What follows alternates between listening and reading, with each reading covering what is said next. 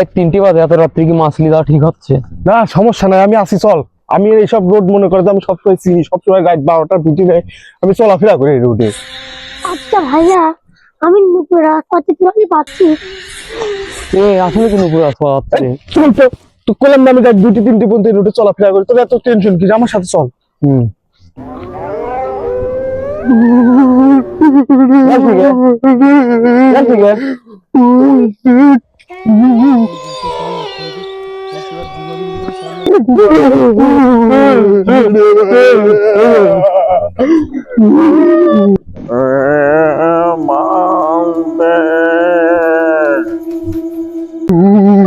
আমার কাছে মাছ নাই, আমার তোর কি ক্ষতি করেছি? ছাড় দাও আমারে।